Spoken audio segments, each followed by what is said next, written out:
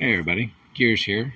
I've switched up to a different yellow as it's a little cheaper than the other stuff I was using, and the cans are bigger. Go figure.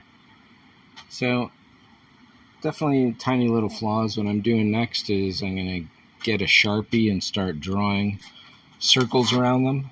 And when auto body shops and professional painters are checking out the surface, they'll use a set of fluorescent tube lights essentially set away from each other, so that way when you run that across the surface you can see where the defects are, because the tubes will change shape and such. Not quite the same thing, but this will yield a similar effect and allow me to see any little defects going on. Ooh, such as that right there. That's no good.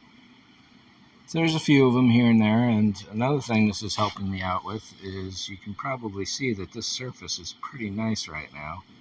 However, go up here and whoa, all sorts of orange peel going on. I went way too wet in this area, and then it gets back to normal again. So that's something I definitely have to be careful about, because I can't afford to make too many mistakes with the real expensive paint. So that's looking nice up in there. Oh, there's a little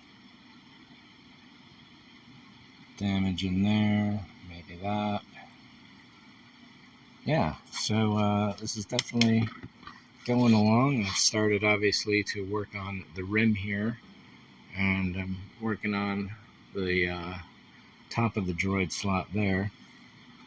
This wing, the Formular foam is really delicate, and it's very easy to get a, not so much a fingerprint, but a finger dent into it. So from here on out, it's treating this thing really, really nice and carefully, taking it out to dinner, buying it flowers and stuff, because I don't want to keep doing more and more damage to it as I progress along, even though it's getting better and better. There's all sorts of new dents all the time. And speaking of new dents, there's a bit of one there, and then over on this side. That was just a waste of yellow paint, essentially, is all this side is about. I just wanted to see the whole thing in yellow at once. And you can see I've already started working on it, up here and so on. So it's not quite fully yellow anymore. All this dirt and debris here. Every now and then it'll pop into my mind that, well, maybe I can get a quiet moment with no wind going on. There won't be much pollen in the air and so on, so I don't need a tent. And then something like this happens, and it just reinforces the point that I really need to get a tent. And I'm going to order that soon. I've got the air compressor, as seen in another video. The tent, I need a low volume, low pressure airbrush. That's the R500 I'm going with off of eBay for maybe 50 bucks shipped or so.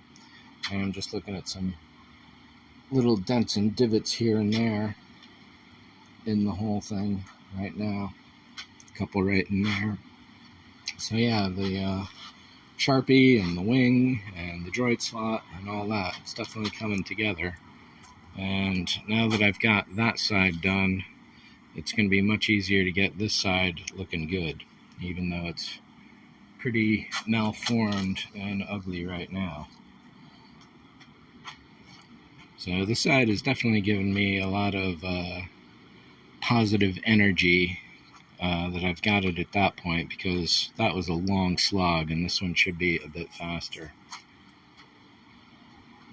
Anything else? I finally got my reference up on the wall. I've been meaning to print this out for weeks. There's not a lot of it, and most of it's from the film. There are a few model shots here and there, such as those two, but they wind up being the same freaking angle no matter what. Even that angle is the same.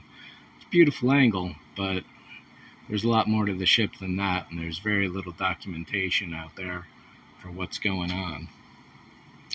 So, I think that's it for this one. Thanks for watching. See ya.